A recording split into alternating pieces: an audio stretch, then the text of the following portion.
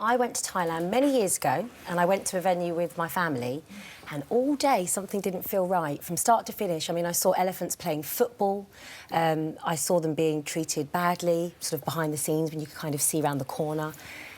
I went home that night and I was so upset with myself that I went to this venue, and I made a pledge to myself that day to never do it again.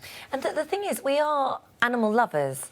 Yes. And it's cruel in a way, because what drives you to these places is because you want to have an experience with these animals that you might not get to see or be around. And yet actually what you're doing is contributing to their suffering. Right. And I think a lot of people just aren't aware of what goes on behind the scenes. You know, a lot of the animals are beaten. Obviously, they're taken away from their mothers when they're babies. They crush the spirits of the elephants, and they're depressed and they're not happy. And it's all for our entertainment and all for profit. And I think what I want to do is just encourage the public not to support these venues, to reduce the demand and encourage the tour operators like TripAdvisor, who are on board now with World Animal Protection, to stop promoting the tickets, to stop selling them.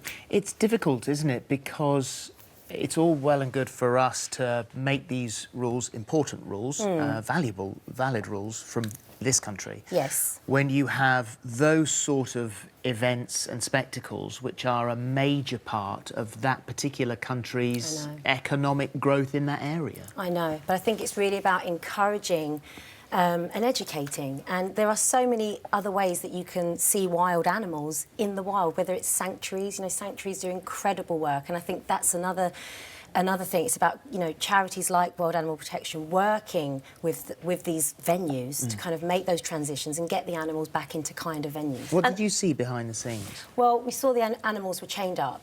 Just on that video there, you could see the elephant. It hadn't moved all day, apart from when it did the shows. You know, Wild Animal Protection, it does make a difference. This isn't just, we're not just saying this and going, you know, please do your bit. I mean, it does make a difference, and they have had great success. And in India, there's bear dancing, which was a big thing. I remember going travelling, and I remember driving past and seeing this, and it stayed with me, because I remember thinking it didn't look like a bear. It just looked like it was somebody in a costume, because it was so wrong, and it was just awful. Yeah. And that's changed, and they don't do that anymore. So it does make a difference. It makes a massive difference. I mean, like you said, it stays with you. I mean, I had 2 days in Thailand that was just so distressing on so many levels, and it really depressing.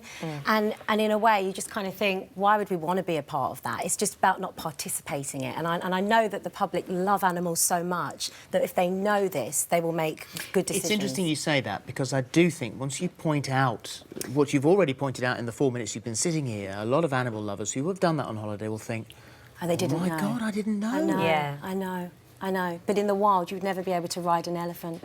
And it's about choice. You know, as a performer, I choose to perform, and that choice is taken away from them.